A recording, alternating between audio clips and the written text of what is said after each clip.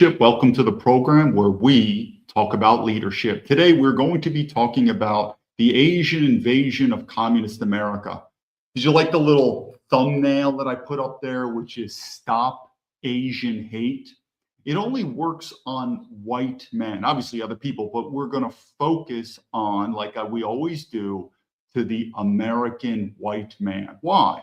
Because everything technically can be blamed on the white man. It truly is. We created this country, at least our forefathers created this country, who were brave, who were smart. We could go down the line. Yes, they committed genocide to the Native Americans. It is what it is. But these were great men who created America. And if they would see today's white men today, what would they be? It would be pathetic. So this concept of Asian hate, of racism, it only really works on white men once you've lived in other countries like me, have lived in China. And I have a lot of respect for the Chinese. But this bullshit called Asian hate, no, you gookies, chinky chinkies. This country belongs to the white man, just like I respect that China belongs to the Chinese. Good fences make good neighbors. But this whole thing about Asian hate, and we could use other ethnic groups, there's no doubt about it. But all ethnic groups eventually extend their loyalty back to the motherland, which, if you're a white American, you should have respect and reverence for Europe.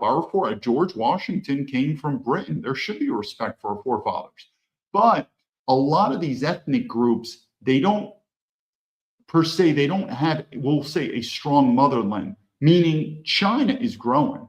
We all know that. It's getting stronger and stronger. So these ethnic groups, not only will they show we'll say, within group loyalty to themselves, but they'll have loyalty to their motherland. Now, for instance, I've said this before, for African Americans, they'll have it more with in-group ethnicity. But do they have that loyalty back to their motherland? Not as much. Why? Because they don't have as much pride in Africa, because Africa has not yet built up to a very powerful, prestigious country, where China's different. And you're finding more and more Chinese Americans. So I want to make this point, and we're going to go through it. As America declines and China increases, you're going to see more and more examples of Chinese Americans. Remember, one of these videos is about Eileen Gook. Her name's Gu Eileen. That's the Chinese name. But Eileen Gook, where did she put her loyalty to? She put it to the Chinese government. Why? Because the Chinese government and China is becoming more powerful, more prestigious. So the same vein as you're going to see in the future, as China increases, America decreases, Chinese Americans are going to jump ship. And we're talking Chinese Americans that were born and bred and raised in America. They're going to see China having better opportunities, particularly for them, because their ethnicity. Whereas you, whitey, there's not going to be as many opportunities. I'm telling you, in China, the racism is beyond belief. China is meant for the Chinese.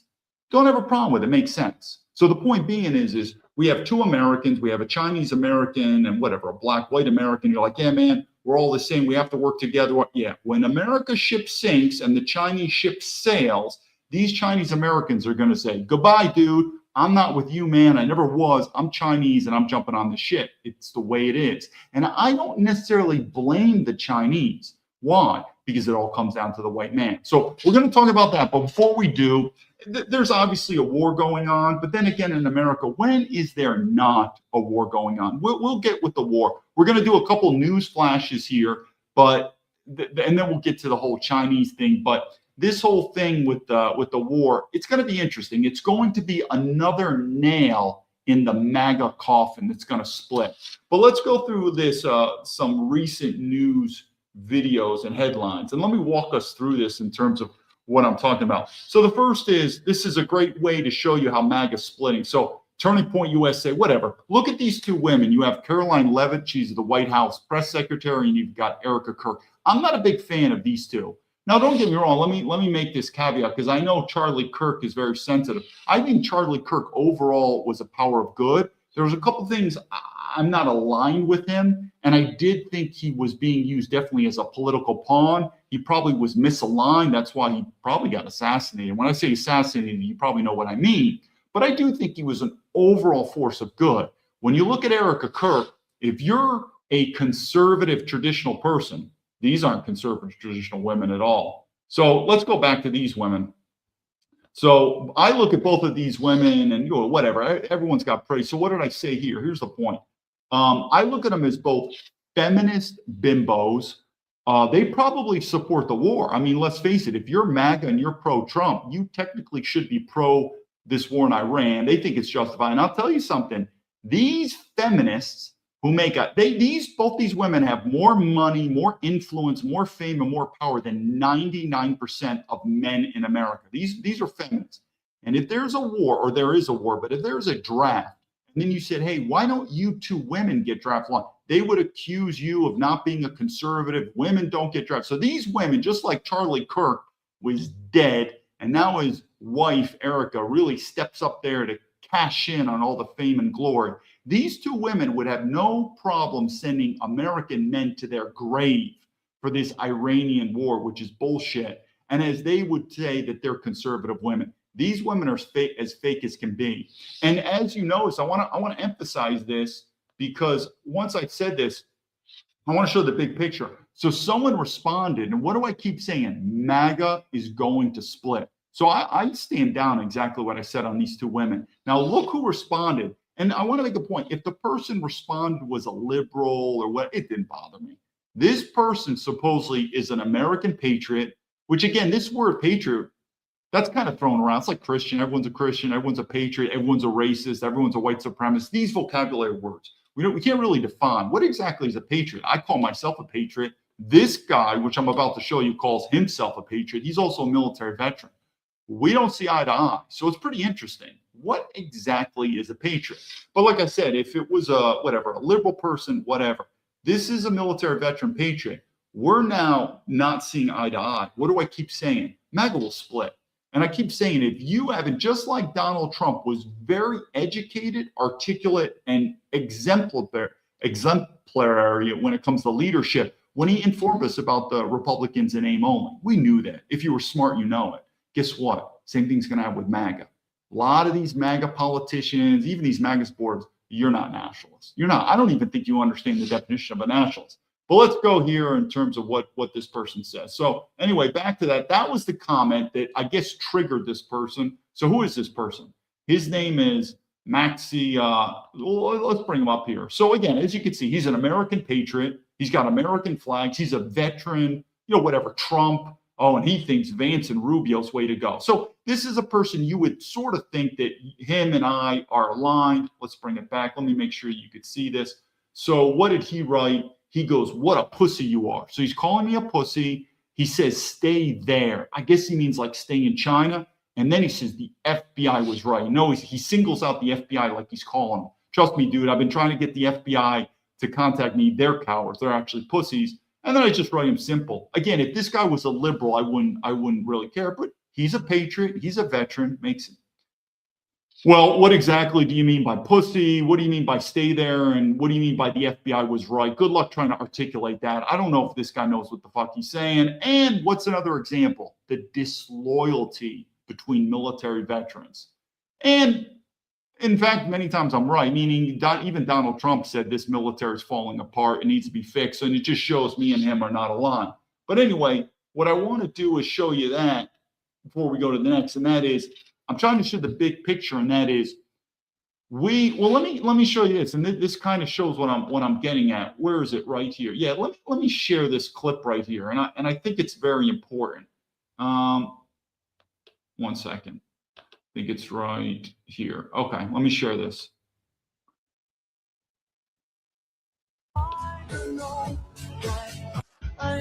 Look at that.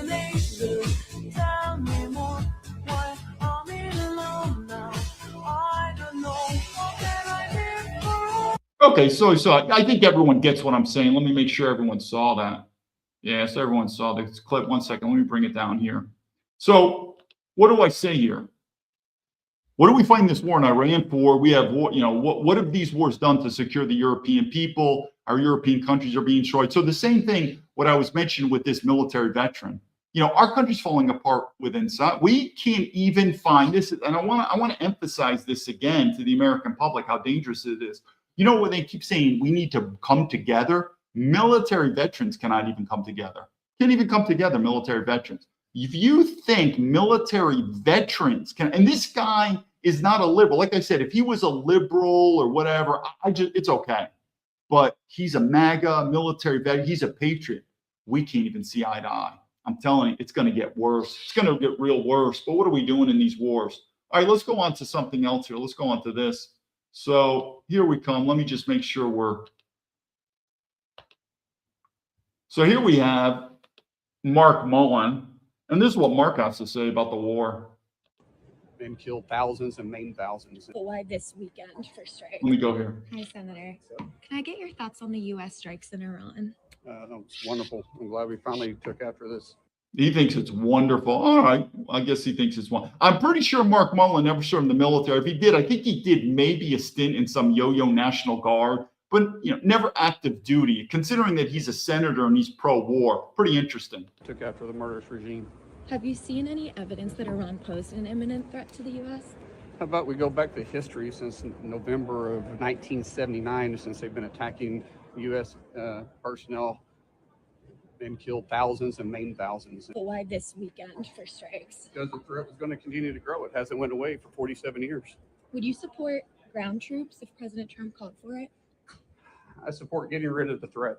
Okay, so what I want to do is, if this guy thought that this threat is so big in Iran, like I wrote, why didn't he ever join the military before? I can tell you something. When I grew up in America, I never really thought about Iran as a threat to America. I mean, maybe it is. I mean, I would worry more, which is today's episode on immigration, meaning allowing Iranians to immigrate to America. That's probably more of a bigger threat to America. We're talking legal or illegal immigration from the Muslim world.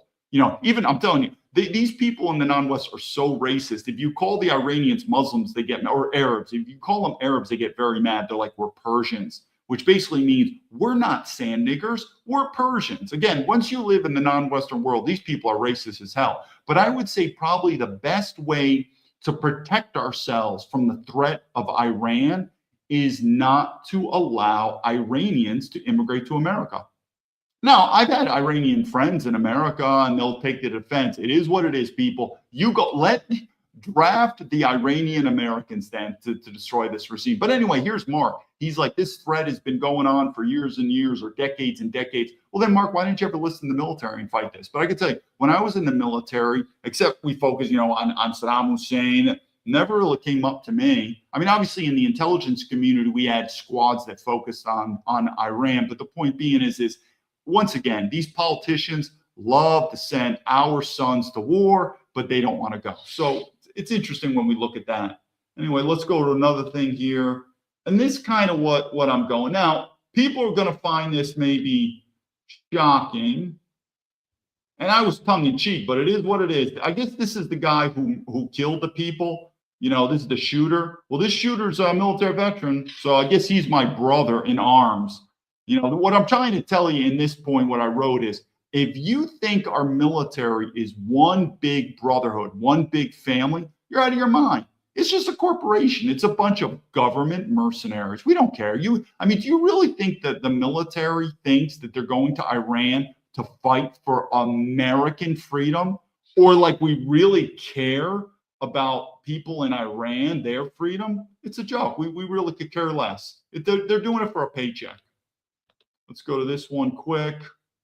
I thought this was just interesting. Both these people are scumbags. This is Ted Cruz. Ted Cruz basically, let me make sure if you could read this. Ted Cruz basically works for Israel, this guy. And this guy, Jack, which I don't really know, he blocks me on Twitter. This guy's a former naval officer who was probably a shitbag in the military. I know these guys. These guys are corporate yo-yos doing it. So Jack, as another military veteran, he's got my back. He blocks me. Interesting. Why would you block me, Jack? But notice the infighting between these two.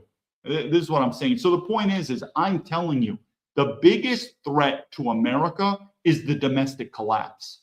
This whole deal of us we know why we're going to Iran. It's a combination of both for Israel. It's a combination of the military industrial complex to make profits. It is what it is. But this thing about, countering China or whatever, it's going to be the opposite effect. But you could see we're splitting from within. It's not going to be anything. Then let's just go for one more here. This is Eisenhower. They warned us on this. Let's just talk about the money we're spending. According to analysts at the Center for Strategic and International Studies,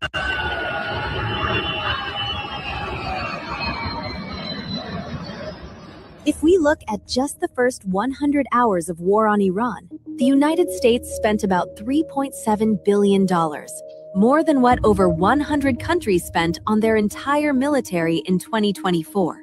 And from that amount, only 5% of the budget was approved by Congress. According to analysts at the Center for Strategic and International Studies, the cost of the war can be broken into 3 parts. Item 1. Operations. Keeping more than 200 fighter jets in the air, warships at sea, and artillery on the ground costs about $196 million, most of it already budgeted. Item 2. Munitions. In just 100 hours, more than 2,600 guided weapons were launched, including missiles, precision bombs, and drones. Replacing them costs around $3.1 billion. Item 3. Combat losses. 3 F-15 Eagle fighter jets were destroyed in a friendly fire incident in Kuwait, adding about $359 million to the bill. Together, that totals $3.7 billion in just 4 days of war. At the beginning of the campaign, the most expensive weapons came first. On day 1, strong Iranian air defenses forced the U.S. to strike from a distance using Tomahawk missile cruise missiles, each costing about $3.6 million. By day 4, as Iranian defenses weakened, bombers began dropping $80,000 smart bombs instead. But the most expensive weapon of this war wasn't bombing, it was stopping what Iran fired back. A Shahed drone costs Iran up to $50,000, but shooting one down can cost 100 times more.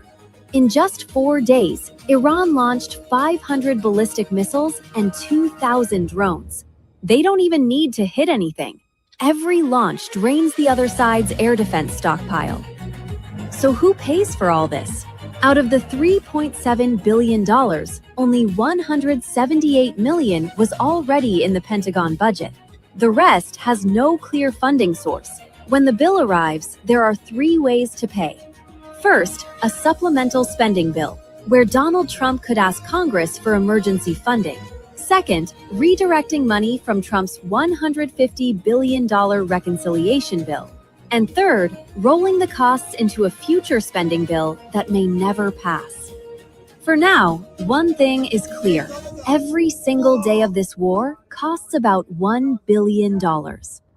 So when you think about that, let me bring this up. When you think about that, again, we do one more video, one more thing. We'll go to the Asian invasion. What do you think this is doing to our budget? No one really cares, too. It's the second video I'm going to go. Is anyone keeping track of this taxpayer money? No one cares. But it's going to hit us. It's going to hit us with inflation. This is where I still am big with gold and silver. I am still big with crypto, meaning the US dollar is not going to last. And the more we go on a war path, not only is the dollar become weaponized, but we as a country, we are destroying the rules-based order, which is fine if you're the most powerful country. But if you're not, what do you think these other countries are going to do, like China, North Korea, Russia, whatever? Man, they better get armed up, because they're looking at the world. They're like, America is no longer operating on a rules-based. They're operating on might makes right. And I said that. I'm not necessarily saying might makes right is bad, but if you're going to be the bully, you better be the strongest, and we're not. We're getting weaker, and we are depleting our treasure, just like the Roman Empire. I could talk on and on. We'll do more videos about the Iran war, but I've seen this before. And if you're a military veteran who was in Iraq or Afghanistan, and you for some reason think this is different, like Iran will be different, everything, yeah, good luck to you. It's going to be a complete failure. It will be a complete failure, and it will shift the global lens more and more. And what I want to do, we'll do one quick video, and then we'll go to the Asian invasion. But the point is our country is falling apart domestically. This is what this is about. And we're focusing on Asia, but it could be other things, meaning as the white population, again, I think we are more afraid of, when I say we, the white man, I still think we're more afraid of being called a racist than a terrorist threat from Iran. I mean, we are deathly afraid of being called a racist. And because of that, the domestic threat of America basically becoming marginalized from a white European standpoint, that's the biggest threat. It's the biggest threat. Anyway, let's go one more thing, and I'm going to show you also why the white man is pretty weak. Look at this. So we love to look at who's this girl here? I can't even remember her name. She's sort of the, I guess, let me bring this up.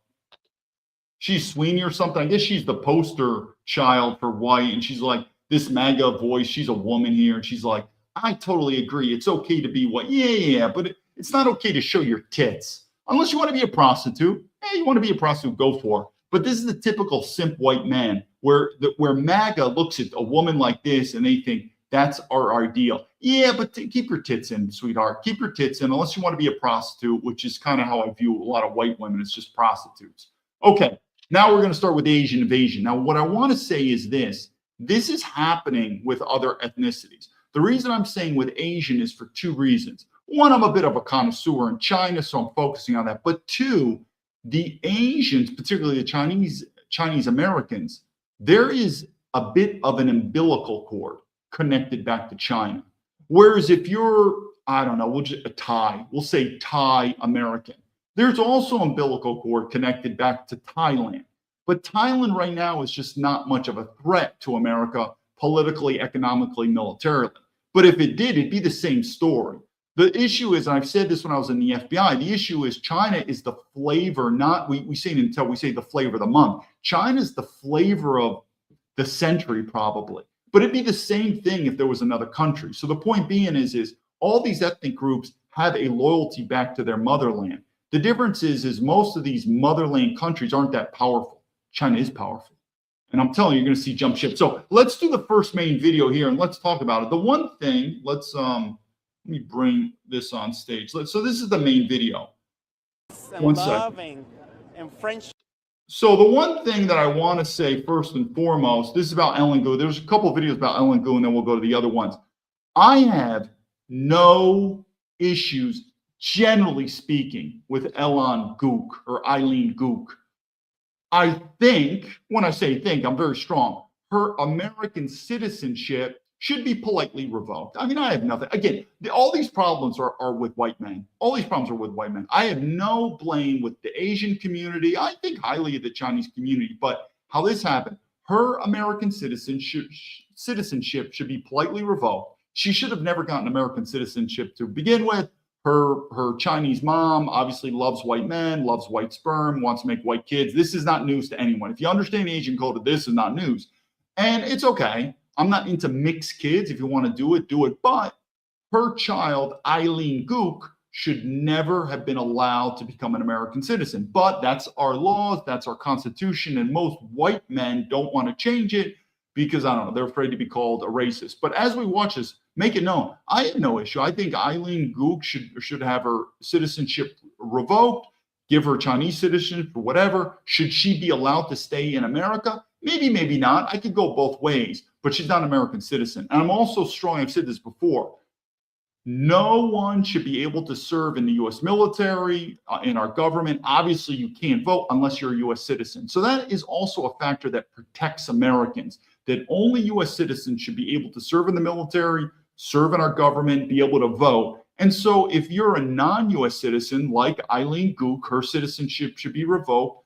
And if she stays in America, it is what it is. It's kind of like not so much my case, but because there's very few foreigners. But the few foreigners that are living in China, we don't have power. And so for those foreigners living in America, as long as they could add value, I don't find a big problem with that, but they're not a citizen. And that citizenship, and there's no path to citizenship, zero. There's a zero path to become an American citizen.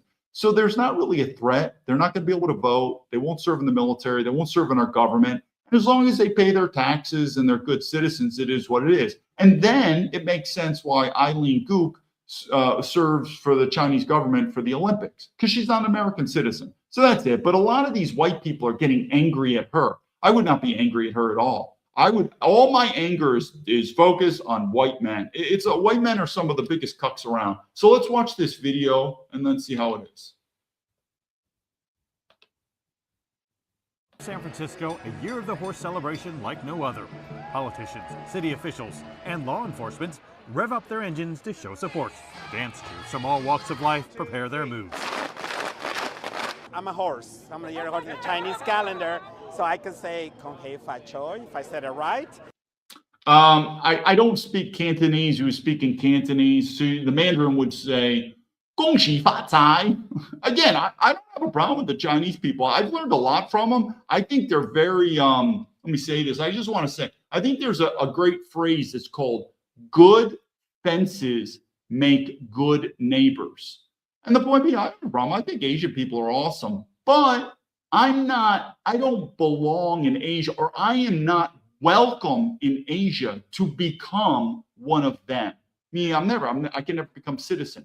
I just use that same mentality. The point is, I've just learned that the Chinese mentality, I'm looking at them. So I have no problem with the Asians. I like them. I just would not give them American citizenship. And like I said, if they could add value to America, they could stay. If they can't add value, they got to go. But there's zero path of citizenship. Other than that, I think there's a lot to learn from the Asian culture. It's just wishing for peace and love and friendship. San Francisco's Chinese New Year parade is the largest of its kind outside of Asia. All kinds of festive creatures are in the parade. Oh yeah, I can tell you, San Francisco is an absolute hub of Chinese espionage. And you can't blame the Chinese, you blame to Americans, because we love diversity, because Americans are communists. Like these lion dancers. I mean, look at this guy, Mark Neo. I guess he's an American. I'm sure Mark's loyalty is with America. His loyalty would not be with China. In fact, more than 100 units in this parade that stretches more than 2 kilometers. And the crowd here today expected to hit 200,000 people. It's magical, especially to be front line. This is the best parade ever. We got to see Eileen, Daniel, and a dragon in like span of 5 minutes, so we're feeling good tonight. Daniel is San Francisco Mayor Daniel Lurie, who in his second year of office has made revitalizing Chinatown one of his key priorities. Eileen is Chinese Olympic gold. Okay, so this is Eileen Gook. That's her mom. Her mom left China, and her mom, what did I say? 99% of Asian women, what is their dream? A white passport, a white man, and white kids. Not all, I've never said all Asian women. I've just said 99% of Asian women are like this, and that's what her mom is. Do I blame her mom? I'd say the only thing that I would blame is her mom and Eileen Gook should not be allowed to be American citizens. But if her mom wants to live in America and add value, I don't see a big problem with it. But she's not an American citizen, zero path. And Eileen Gook should be a Chinese citizen because that's her mom. To the white man, again, it's a free world.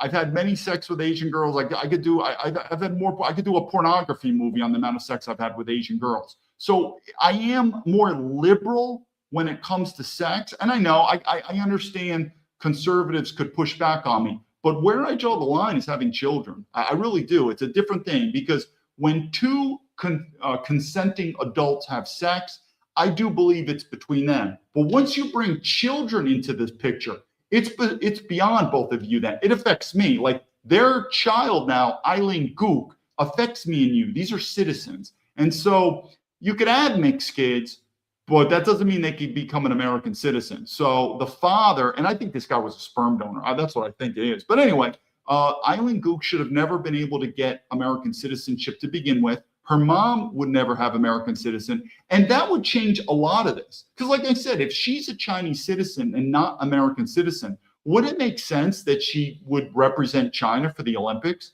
It would make sense. So why was she allowed, her and her mother allowed to have American citizenship? Because you, American white man, are a cock. That's the easiest way to explain it. Medalist and San Francisco native Eileen Gu. She's serving as the parade's Grand Marshal. It's so special for me to be Grand Marshal in the San Francisco Chinese New Year Parade. Growing up in San Francisco, this parade is an institution in and of itself. Really is the beating heart of this time period. And what do you want to represent? I think Yeah, exactly. What are you representing? This is going to be interesting. always the Asian community. Notice, yeah, and that's what her motherland, especially if she's getting paid, she will represent. Now, don't get me wrong, she loves having white DNA. That's why she believes, and she knows it. She's pretty, she's beautiful because of her white DNA. But that loyalty in terms of the monetary and everything, the Chinese government has put a lot of money into her. Asian community in San Francisco, it's such a special place and it's so vibrant. The streets of Chinatown hold so many memories for myself and for my grandma, and so being able to share that with the community that I grew up in is so special. Donald Liu, president of San Francisco's Chinese Chamber of Oh, let's look at Donald. I'm sure Donald's an American patriot. Commerce hopes Gu's appearance will not only boost spirits, but business here too. In fact, Liu estimates the several-week period that includes the Chinese New Year accounts for nearly a third of all Chinatown's business. I mean, do you look around? Do you look around these? Are these our again? What's an American? Are these our? What if we go to war with China? This is going to be the best. I'm telling you, I'm to the point where I don't really need to lecture anymore per se. Let it happen. Like anyone who disagrees, let this stuff happen. It's. Let me explain it to you like this. I should do videos on feminism. We've probably seen these, particularly white women. Again, I only have one anger when it comes to women. That's white women. I don't really have any problems with these other women. It is what it is. So let's just focus on white women, my anger. You've probably seen white women that are like, that have these crazy standards. I want a man that makes $1 million. You got to be 6'5" and blue eyes and this and this. And you know, as a common man, you're like, this woman's crazy. She's never going to get that. I mean, it's possible 1%, 0.5% of women. And if you do, congratulations. But I think we all know they're not going to get it. But guess what's funny? As time goes on, her biological clock ticks. She's 30 years old, 35, and we call it hitting the wall. It's pretty comical that sooner or later, it doesn't matter what you try to convince these dumb, white, spoiled. They're the most spoiled women on earth, are white women. No matter how much you try to convince them, they won't believe you. But guess what? Guess what's part of leadership? The laws of nature. The laws of nature are unbeatable. And I think the guy community, they call it hitting the wall. And sooner or later, and so it's the same thing when I'm telling you with these other stuff about racial immigration and stuff, being a white minority or the loyalty to China. Let this stuff happen. Let a war with China happen, and let's see the loyalties of Chinese Americans. And I'm talking Chinese Americans that were born and raised in America. It's not going to happen. You're going to see it. It is what it is. And so the point is, I don't necessarily have a problem with racial diversity in America. Whites cannot become a minority, but why do they need to have an American citizenship? It's the kind of like me in China. There's no path for citizenship for me in China, and I'm fine about it. And it's known that China belongs to the Chinese man. I don't argue with that. I'm like, okay, sounds good to me. But if you flip it to the West, and it's only in Western countries. They can, in India, it belongs to the Indian man. The Iran. Who does Iran belong to? Probably the Persian man or the Iran. It's only in America where you can't do that. But anyway, like I said, people, believe me or not, let this thing go. It's similar with the war in Iran. A lot of still dumb MAGA people like, no, man, this is going to work. This war is going to work because we have Trump. I'm waiting for these MAGA people to realize that Trump, he's not going to fix this problem. And in some ways, it's going to get worse. I'm trying to think what the MAGA people, the really dumb MAGA people are probably going to say, okay, but JD Vance will fix it, man. Marco Rubio will fix it. Keep it up. Keep it up. So again, when you see these pictures of the ethnic groups, these are Americans. And when a war with China comes, where will their loyalty be? Keep guessing. For the entire year. Although the tariff did affect a lot of merchants, but the turnout was way beyond our expectations. We saw a lot of people coming out today into our street fair, and because of the good weather, and also because of our Grand Marshal, Eileen Gu, we're expecting a huge turnout, probably one of the best in a long time. The parade involves more than 1,000 volunteers, waves of immersion school children, and performers that have been preparing for months to showcase their talents. It's always about celebrating our culture. It's about our way of showing resilience. And I do think it's good. I think there's so much to learn from Asian culture. And I've said that. If you are a nationalist, a white nationalist, I wholeheartedly tell you, go to foreign lands. I don't care. Wherever your interest is. You want to go to India, you want to go to Africa, learn those cultures. By learning other cultures, you will learn more about yourself. And I think there's so much to learn from Asian culture. I think it's great. But there's a time and a place for everything. And America belongs to the white man. That's the key. And if you find that offensive, then you're just ignorant, because travel around the world and you'll realize what true wisdom is. In the community, I am very, very grateful that people recognize that this traditions is not just a Chinatown Chinese tradition, but it's a citywide tradition. All right, let's go to this other one. I think it's interesting. News Center 5's Matt Reed is live in Boston with more. Okay, so you remember what I keep saying about you keep letting this diversity come your way and what's going to happen? Let's go to Boston. How's this? And again, when white men literally vote, not just for women, but for non-ethnic women, again, the problem is these men are cocks. But anyway, this is about the Boston mayor. What do you think? What do you think the future is going to be with this thing? Not very good. This thing's going to be a losing formula. The people of Boston founded this country on the principles of... Whoa. Who founded what, you fucking gook? Like, literally, it's amazing. Who eats this bullshit up? And again, I focus only on the white men. Who are these white men? And trust me, even if MAGA, so I'm not even focusing on liberal men, even MAGA people would say, David, the color, MAGA, we love everyone as long as, I don't know what, you pay your taxes, you salute the flag. Even MAGA people have drank the Kool-Aid. But I look at this Chinese woman, I still am amazed. How did she become an American citizen? How did she become a mayor, your leader? Obviously, she got a white man, but again, she accomplished her dream. She got a white passport, a white man, and white kid. But not only that, she's now your leader. And you're a white man who thinks, yeah, I think a Chinese woman should be my leader. Are you kidding me? China doesn't need to go to war with us. That's what I'm saying. We focus on these overseas threats. You let this stuff continue, we're going to be conquered from within. That's what I keep saying. The threat is not in Iran. The threat even is not in China. The biggest threat to America is our homeland. It's happening right here. And truth be told, these so-called MAGA patriots, they're not as much nationalists as you think. They're not as much patriots. There's a lot of MAGA people who think this is just dandy. Of community and freedom for everyone. And those are the principles that we're. Well, look at these people in the background. I don't know, these lesbians, you got blacks. I mean, wow, that looks like that is just diversity is our strength right there. Continuing to fight for. Boston Mayor Michelle Wu there taking on the Trump administration with a new announcement. The city setting aside millions for immigrant services. News Center 5's Matt Reed is live in Boston with more on this new program. Matt. Well, Jessica, the mayor announcing that this funding will be used from everything from purchasing diapers, second language education to legal services for immigrants. Yeah, it's again, now I'm trust me, a lot of the MAGA people are going to get mad. They're like, yeah, man, this is bullshit. But I'm telling you, talk to MAGA people about legal immigration. They get very soft. So and again, this is what I keep saying. Eventually, it's going to go just like the Boston Tea Party with the Revolutionary War. Eventually, Americans are going to have to say, similar to what me, I don't pay taxes.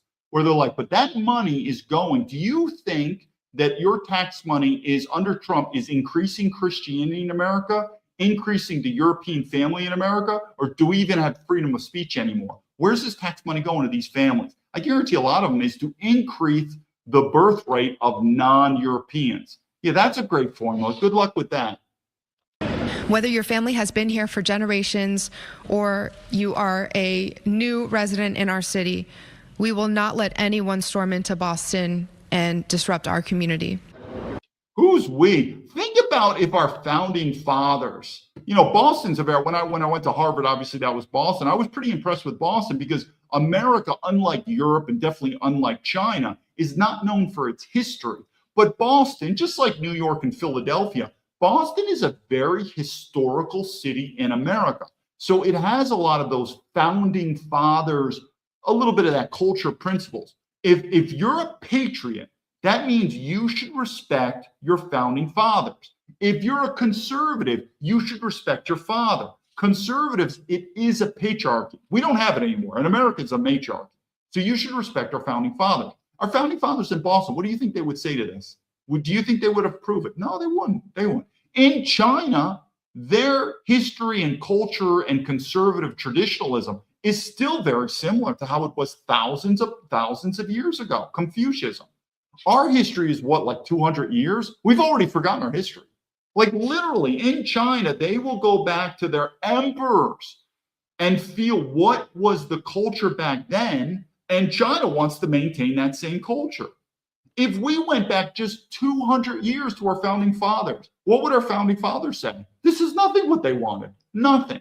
Now, if you're not a patriot, if you're a liberal, that's what I'm saying. I don't really have problems with liberals. In fact, my only problem is with white men, particularly white men too, that say you're a patriot, you're conservative. If you're not in line and don't have respect for our founding fathers, then just don't call yourself a patriot anymore. It's fine. Just call yourself a liberal. I don't have a problem with liberals, and I'm not kind of aligned to them. But even with our MAGA people, is this what our founding fathers would have approved of? No, of course. So the point being is I say to MAGA, if you are too much ignorant or too much afraid to say that race is real, then you're not a patriot, because our founding fathers said that. Our founding fathers were very clear that race is real. And if you leave the West and go to non-Western countries, it's all real, meaning the race. Race is as real as they. Now, the private-public partnership is about $4.5 million worth of funding, $1.3 million from the city of Boston, and more than $3.1 million from 3 philanthropies: the Boston Foundation, the Barr Foundation, and the United Way of Massachusetts Bay. Boston has always been a city shaped by immigrants. And when our immigrant neighbors are... Yeah, but like I said, our immigrants came from Europe. I guess it would be Ireland. The Irish would probably, if I know my history correctly, in Boston. But we keep bullshitting this. Remember, the founding fathers who built America, they weren't immigrants. They were settlers. They were the ones. They didn't immigrate to America. I don't know why we keep repeating this bullshit. But then once America was founded and then people were immigrating here, it was majority Europeans. This country was founded. I mean, why we have to even say this in tiptoe among MAGA people, you know it's gone.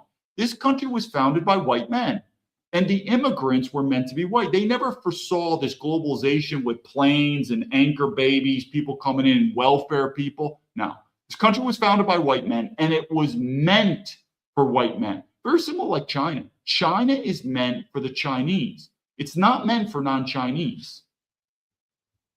Threatened or vulnerable, we do not stand aside. We step forward. Even though Kristi Noem is out, the harms of this administration remain. And it's important for us to be ready. Now, several speakers today acknowledge that this money promised is just a drop in the bucket compared to the federal dollars that have been withheld by the Trump administration going after so-called sanctuary cities. All right, this is what it is. Let's look at this Chinese person. He's a famous guy from Binance. You've probably heard of him. He went to prison. Let's see what he said about race. But because I'm not a U.S. citizen, they put me into a low. Which 1 second. The minute I walked through the gate, the guard says, "Well, you're gonna need some protection here.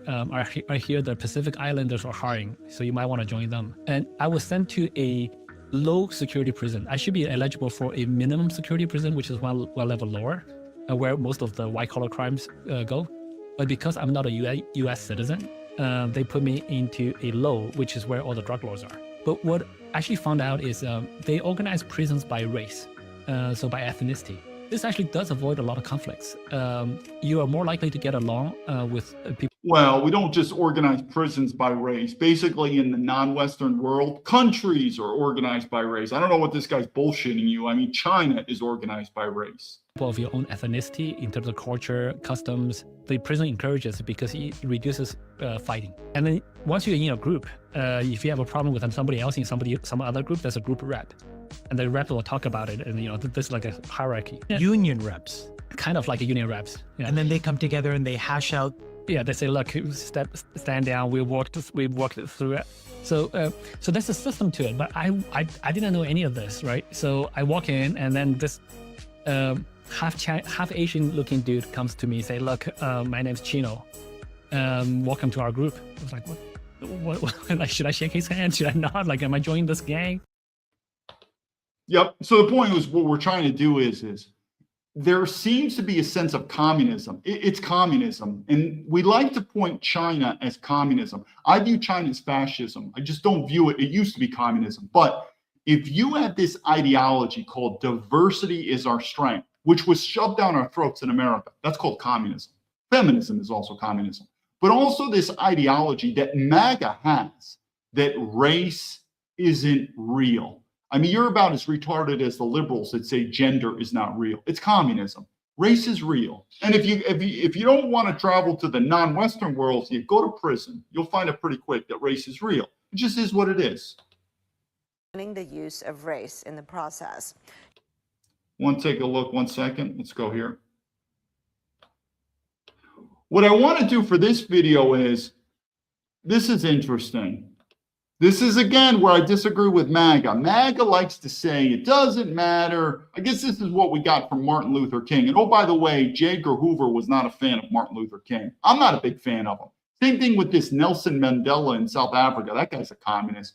But I'm not a big fan of Martin Luther King. There's a lot of stuff in history that's been whitewashed in terms of we don't know what the truth is. Anyway, so you'll hear this too about MAGA. They're like, we don't care about what your race or as long as you're smart, you're competitive. So for this instance, it's about college, right?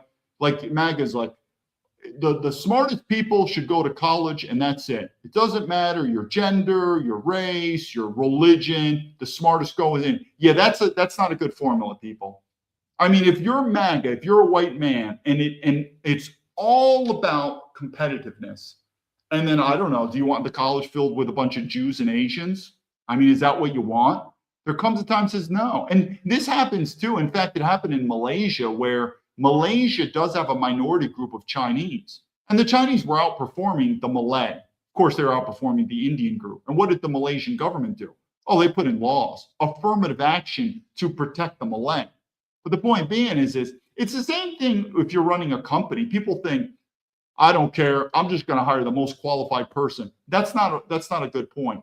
The best hire that you can have is the one who may not be the most qualified, but the one who's the right fit.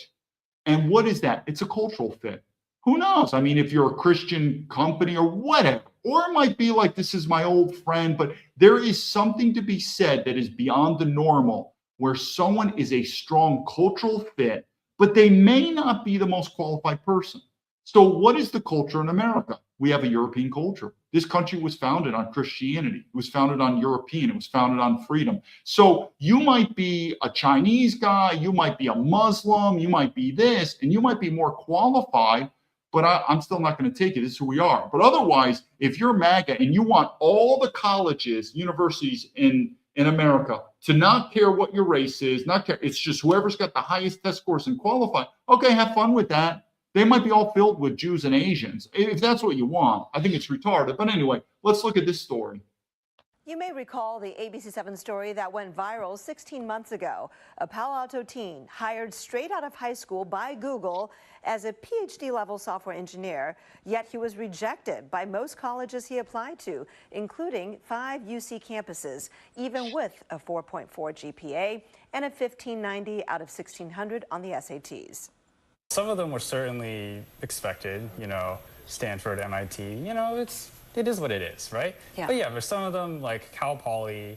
Well, you got to say, who were these colleges built by? They were built by Europeans. I mean, go back to Harvard, John Harvard, obviously West Point, Sylvania State, all this stuff. These universities were built by white European men. And guess what they were meant for? I'm okay with a little I've always said that.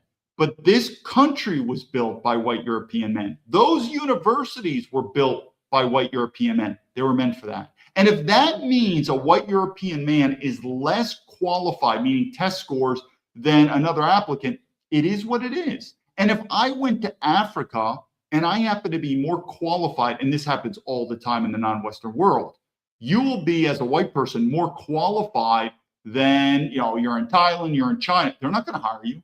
They're not going to hire you, or they're not going to accept you. Why? Because that university, that country, that company, whatever, it belongs, it has a loyalty, a duty to those homegrown people. And you're a foreigner. And so the point is, I would say is, I don't know, you're an Asian kid. You're saying you're discriminated with your Asian race.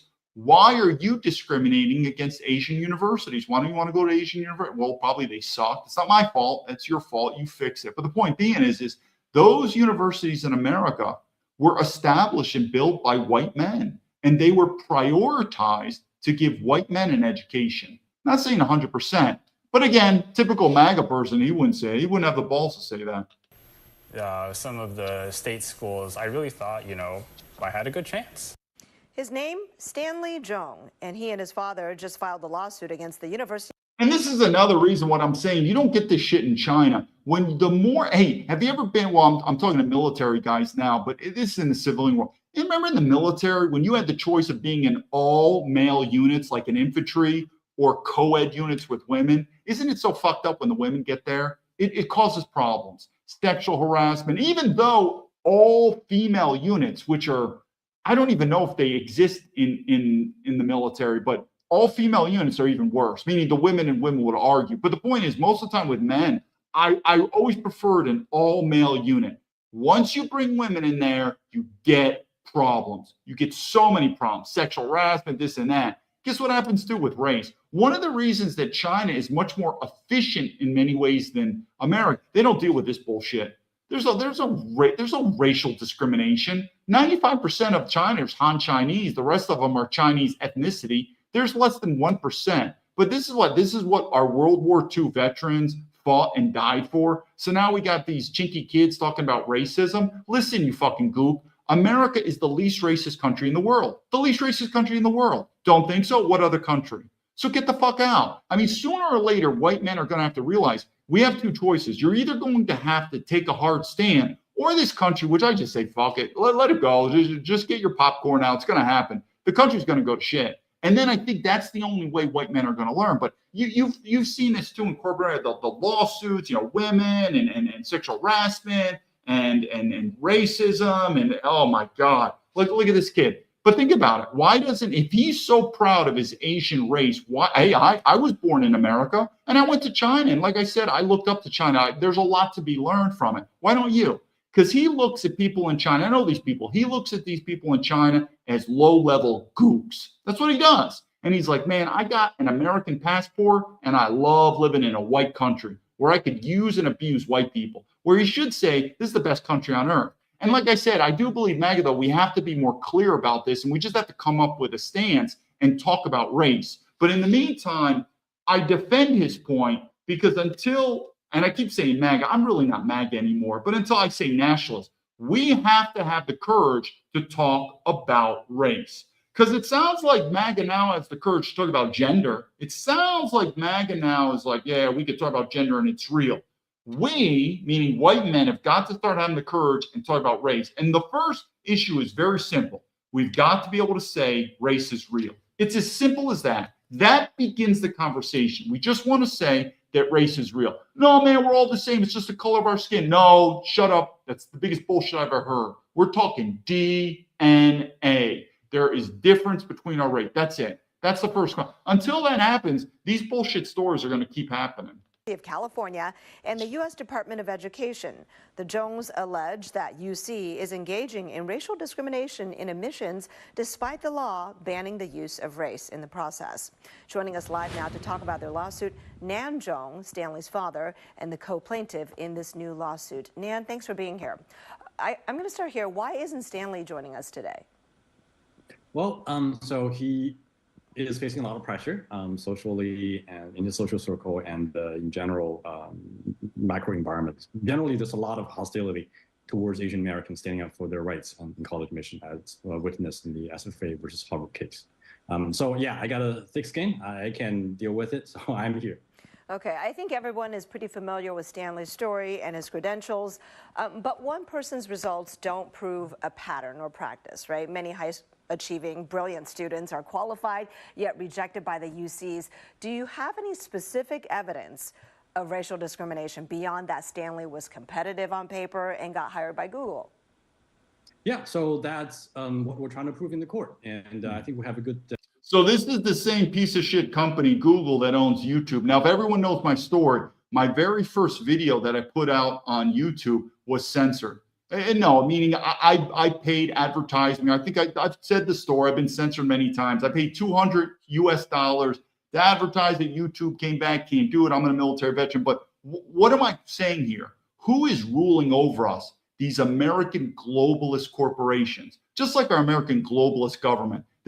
They will sell us, meaning white men, down the toilet. And so the point is I just don't see this problem getting fixed until there's some type of violent revolution. It's going to happen with economics. But I look at these Asian people and I say again, because the Chinese look at these people as basically they hit the lotto. They hit the lotto.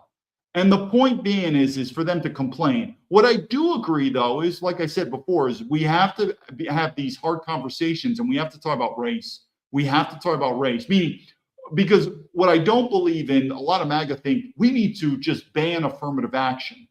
Okay, but then the story comes up. If we ban affirmative action and then you say, MAGA people, whoever's the most qualified, that's it. Okay, so you're telling me for Harvard or for a job, if Asian people, for example, are the most qualified, then the company and the university is all going to be Asian and you're just going to be fine with that? Are you kidding me? No way. You're going to do like these other countries. I just told you about Malaysia. Malaysia ain't doing that because Malaysia ultimately caters to the Malay. But there's a strong minority group. I don't know how big it is in Malay. I got to remember, but I think the Chinese number about, it could be up to like 15%. I don't know if it's 20%. But if the Malay did not do an affirmative action to protect the Malay, the Chinese were outscoring them. And so what I'm trying to tell you is this. The reason that I'm so confident, and I have no qualms in the world to call these people gookie gookies, chinky chinkies, I don't give a shit, is once you live in the non-Western world, the level of racism is through the fucking roof. It's through the roof. And the only way we're going to take this problem, it's kind of like it's sooner or later, it's going to happen. We all know this. It's going to happen. As America gets worse, is we are going to have to come out, white men, and say, we have to talk about race. And it starts out with race is real. The case to have a strong case to show there. First of all, in addition to Stanley, there are a lot of other Asian American students who actually contacted us about their college admission stories, how they're rejected by UC despite their outstanding qualifications, similar to Stanley's. So that is evidence number one. Evidence number two, that we have collected evidence that UC is using race in clear violation of the law in faculty hiring. And to the degree they actually it's not only using it, but they're also, knowing it's illegal, they're also hiding the evidence of using it. So that's evidence number two. Evidence number three, we also looked at some of the limited available public data, and there's a clear suppression of Asian enrollment despite the strong population growth in the Asian community in California. You know, just because even if you could prove that in faculty hiring there is a racial consideration, can you necessarily draw a straight line to emissions? That is okay. It's bullshit. Let's do another video. It's the same thing. And remember, these Asian people, particularly Asian women, they hit the lotto. Remember what I keep saying: white passport, white man, white kids. This is a former, she's, I think, currently a diplomat, a U.S. diplomat. She's kind of famous in Taiwan. She's of Taiwanese ethnicity. She immigrated to America. She's like a former Olympic skater. Then she became a State Department. She had a baby via surrogacy. And guess who the sperm donor is? Yep. Icon Michelle Kwan just gave fans the sweetest holiday surprise. The two-time Olympic medalist and beloved champion has officially welcomed her second child, a baby girl named Della Rose Kwan, and she introduced her to the world in the most heart-melting way in a beautifully tender Instagram post. The 45-year-old mom is seen gently cradling her newborn, smiling down at her with a glow that only new motherhood can bring. The carousel continues with a touching snapshot of Kwan alongside her older daughter, 3-year-old Callista Bell, capturing a quiet moment of big sister pride. Kwan also shared a special Christmas ornament featuring her and her 2 girls, symbolizing a holiday season that now holds even deeper meaning. She wrapped up the post with a clip showing her baby bump, a sentimental nod to the journey that led to this moment, and her caption. Kwan opened her heart to fans, describing the overwhelming emotion of holding Della Rose for the first time. She wrote that her heart doubled in an Yeah, like I said, a lot of these stories with these Asian women, like movie stars in Singapore, whatever, white male sperm donor is what it is. It's a repeating thing, and they could do it. I don't really have a problem, but what happens? Then they get the citizenship. So this diplomat obviously is an American citizen. Now we got the mixed kid here. Let's talk about this one video here from an Asian American about Eileen Gu, so you could see what he thinks about her. We are born here. I don't think that So I was talking to my dad about the Olympics yesterday, right? And he was saying how since Alyssa Liu is having so much great... Yeah, I'm not a big fan of Alyssa Liu either. They're trying to paint this Alyssa Liu. Now, she's also, I did the video before. Her Chinese father got a white woman's egg donor. I mean, these Asians are absolutely, it's like fucking Dracula's when it comes to white sperm or white eggs. I mean, they are just absolutely enamored to create mixed kids, only with white. They don't want niggers. They don't want sand niggers. I didn't say it. This is coming from them. These are the words they use. They don't want any of those fucking people. They want white people. And the more Aryan you are, the more they want it. But Americans like to point that Eileen Gook is the bad girl. And this Alyssa Liu, she's the champion. No, both Gooks, send them back to China. Or they could stay in America. They ain't have an American passport. So, but don't fool yourself. Give it time. You're going to see it. The problem is 99% of white men that I'm talking to, you've never experienced racial minorities. And that's why it's happening in America. As the white population drops more and more, these topics are coming more to light because I'm telling you, it's going to happen sooner or later that the closer you get to a racial minority, the closer you realize you're fucked. But anyway, let's go back to what these Asian Americans think of Eileen Gook. Attention and she won gold. Maybe this will make Americans look at Chinese people in a positive light. And my response was, Dad, you really think so? Look at how they're treating Eileen Gu. She's also Chinese American, but because she's no, I just look at her as Chinese. That's how I look at all these people as Chinese. Representing China, the whole narrative about her is a negative light. Even though she is the most decorated freestyle skier and she won gold. Americans' view towards Chinese people is very conditional, especially Chinese Americans, because for us, we have to choose between our allegiance with the US or our allegiance with China. Okay, notice what he just said. He has to choose between his allegiance to China and America. Who do American white people choose? Not much. I guess maybe if you could think of Europe, but not much. But why would that come up? Because it's true. The only reason it's different in many ways, like with blacks, because Africa is not developed. So these black Americans, they don't want anything to do with Africa, but they'll put their allegiance on race. So there's different types of allegiances. One is on racial, which is both, and one is the motherland. So China has both.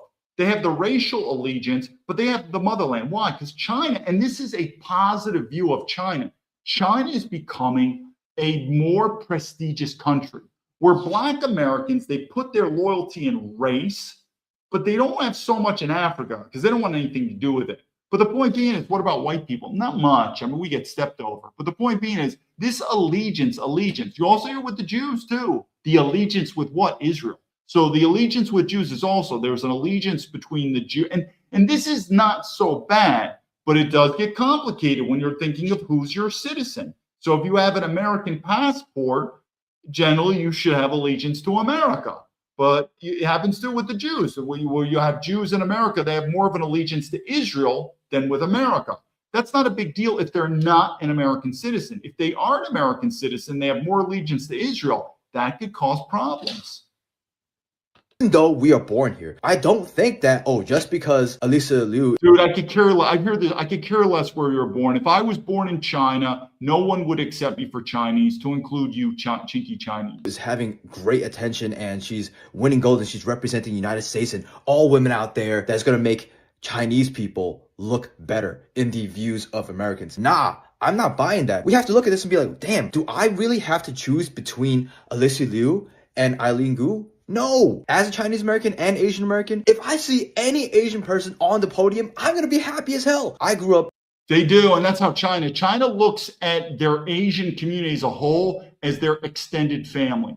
So think of Vietnam, Thailand, Cambodia. They view them as an extended family. They are Asians. And eventually China will take over Asia. But it's only, like I said, I repeat this many times, and hopefully people understand it, but I find it that only white people are just paranoid. They're either paranoid or they don't get this concept of having a racial identity. But these other races do very. So in terms of the Asian extended community, they do look upon as their extended family. having people say, oh, Asian people are not athletic, they're only good at math or something. So for me to see any Asian person up on that podium, that's a win for me. I don't care if they're from Japan, if they're from Mongolia. No, that's what he said. He doesn't care about what their citizenship is. And I'm telling you, this is not an outlier. This is norm. He looks upon race first and citizenship second.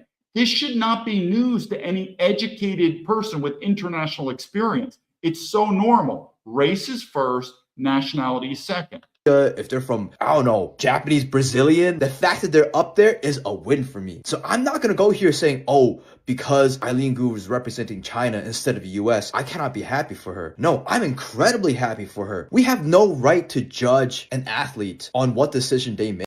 Yeah, you could judge anyone. I mean, you're judging, I'm judging. Judging, it's human nature. We all judge. It is what it is.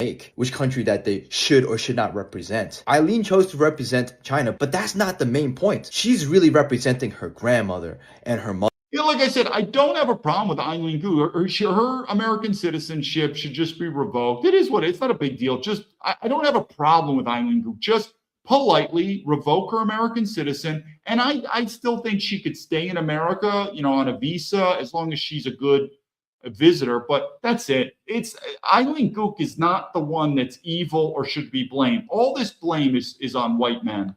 Strong Asian woman who really made a difference in her life. That's who she's really representing. Not these countries with their flags, because that's taken away from our story. What it means to be Chinese American. Yeah, who's our? Who's we? I'm telling you, if you're a white guy, he's not including you in this story. Especially right now during Lunar New Year, is for us to represent our lineage, our heritage, our ancestors, the people that came before us. That's who we're representing. That's why. That's nice. All right, let's go to this one quick. What? Why? All right, let's start talking about Asian women and their fetish, because we're going to go to the last one. This should be no news to anyone. Like, what's your type?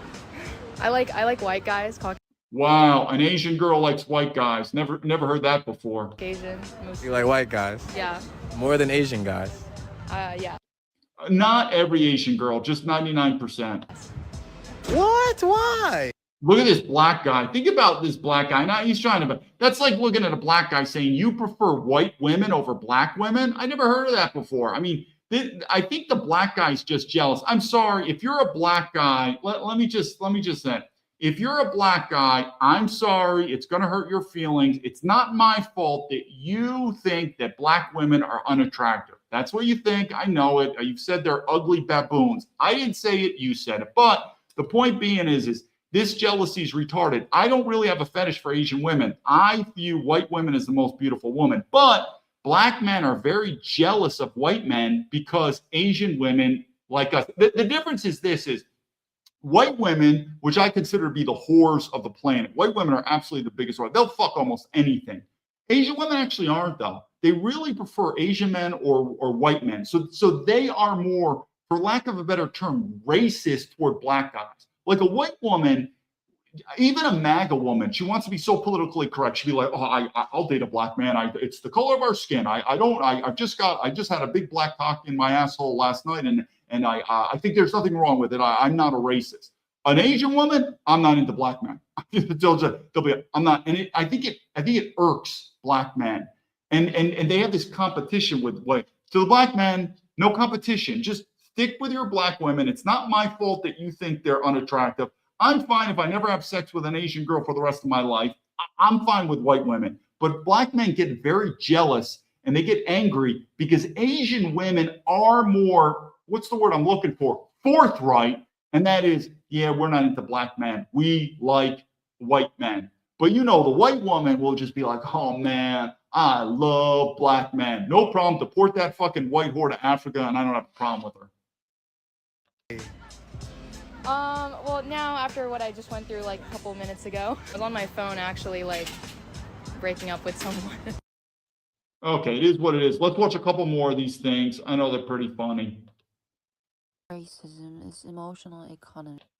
Why do Korean women like Western men? Because dating in Korea is... Remember, a Western man is a white man. Remember this thing about it doesn't matter. He's black, British, or I don't know, Arab, German, or Indian American. No. In Asia, when they say Western men, it means a white man. News to everyone. Exhausting. It's not racism, it's emotional economics. Dating in Korea been like a job interview lately. Are you slim? How is your skin? Do you have a job? Do you want marriage? Sir, I just want a coffee. On Western dating being like, you're cute, wanna get pizza? Wow, simple. I'm not saying, I mean, it depends on the person. I don't know, I can't hear it, but I can tell you from the U.S. Army, we have troops stationed in South Korea. It's known. And, being when I graduated West Point, my number, if I could be stationed in China or Taiwan, because I was into the Chinese language, but you can, at West Point, you could almost raise your hand and you could get to South Korea. I'm not. I've said many good stuff about Japan now. Japan's a cool country. But anyway, I wasn't really into South Korea. But if I wanted to, I could easily be stationed in South Korea with the U.S. Army. It's just an easy post to get. Anyway, the stories of U.S. Army soldiers in South Korea, particularly the white soldiers, same thing. The Asian women are just going after this. So let's look at this Asian Gookie. She's lying a little bit, but let's go with her. Latinos like white, but you know the secret about white guys? They all love Asian girls, even though they say Yeah, I mean, don't get me wrong. Asian girls are fun, but I still think white guys, we look at the most beautiful looking women. I still think we look at white women as the most beautiful looking women. they say like Latinos like white, but actually secretly they wanted the Asian girl to vet their dragons. Nah, I think a lot of the Asian girls, trust me, Asian girls are, this whole thing about yellow fever, no. I think it's much more white fever than yellow fever. Asian girls are chasing white men more than that. Let's look at the last video here. It's pretty sad. This will be the last video on this issue. Don't find you that.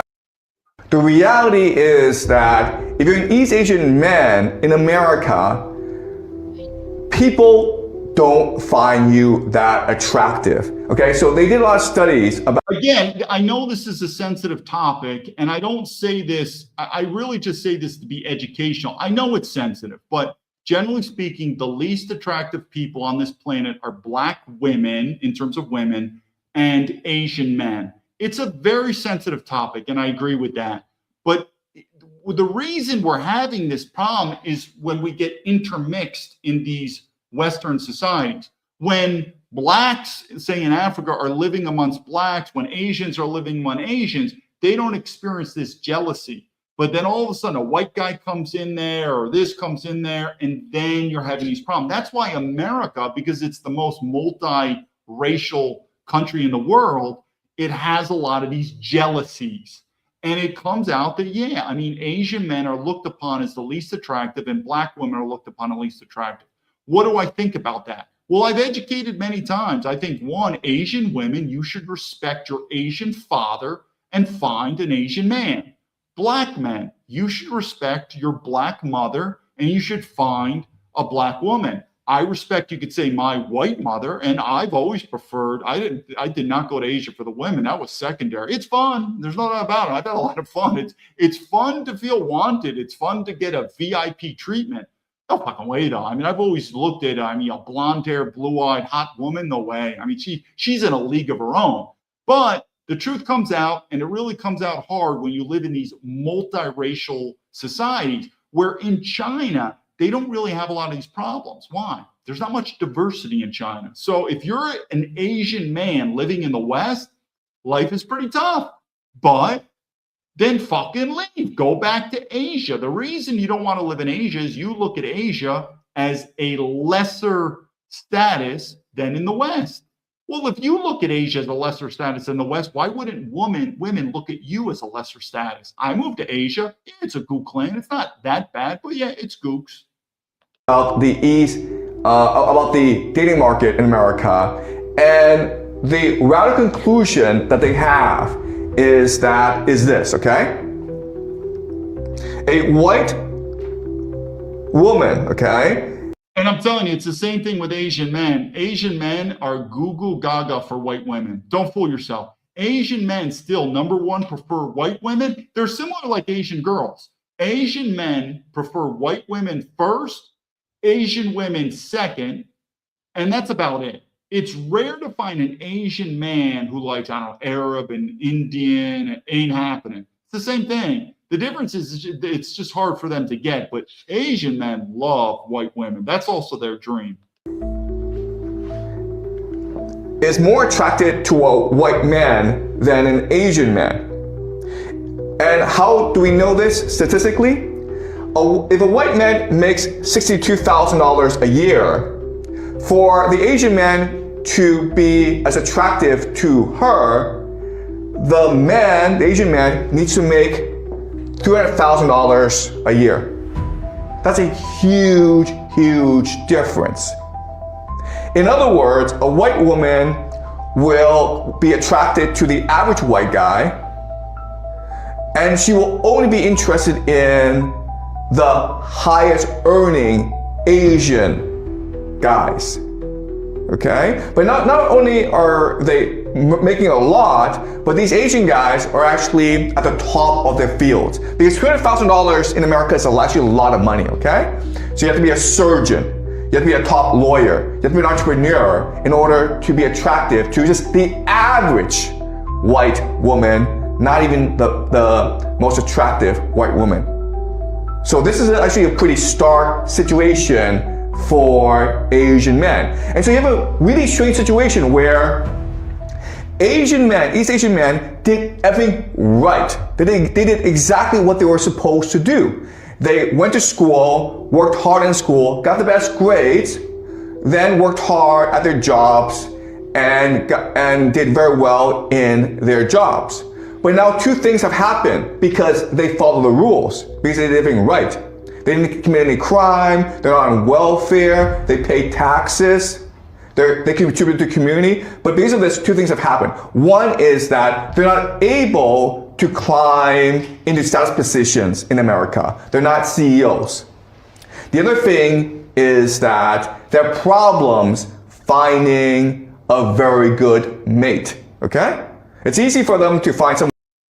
I don't know, it almost sounds whiny. I mean, my issue with Asian men is, I don't know, find black women. Black women are easier to get. Maybe go back to Asia. Again, if you look down upon Asia, maybe they look down upon you. But what I'm trying to do is I'm going to bring this together, and the video is about Asian invasion. And yes, we're talking about Asia first now, because I have a lot of experience in Asia, but the topic could be the same thing for other races. With Africans, with Indians, the more and more whites become a minority in America, the more you're going to realize that these overseas wars like Iran, like whatever these overseas threats are so superficial. And of course, they're done for the globalists. We know this is all about the money, the oil for Israel, stuff like that. But our country is falling apart. And particularly with MAGA, until we're able to have the courage and also the intelligence to talk about race like adults, we can't have these conversations. I mean, most people are triggered. I'm talking about MAGA people too, are triggered when it comes to race. That we're talking adults. I mean, we're talking military officers in the military's woke. But until we can have these conversations with normal people and just talk about race and just start out with race is real, this invasion, that's exactly what it is. It's not just from Asia. This invasion of non-European, same thing has happened in Europe, is sooner or later going to push whites to be a minority, which has already happened in certain states. And once that happens, the thought that the threat from Iran or, I don't know, the Taliban or from China, which is already a threat. I mean, that's what they are. The Chinese are coming here and they're getting citizenship. But we can't have this conversation. And I'm not even talking about the liberals. I'm talking about MAGA people. It's very uncomfortable for MAGA people who make fun of the liberals for getting triggered. Talk to MAGA people about race. They'll get very uncomfortable. They'll even call you a name like racist, and they'll get triggered. And so what do I think about that? It's the same thing. I'd said that argument about the woman who has totally high standards. Give it time. She hits the wall, meaning the laws of nature, she'll learn. And what do I mean by America? Sooner or later, the trend is very clear. Whites will become an absolute minority in America, and then even lower.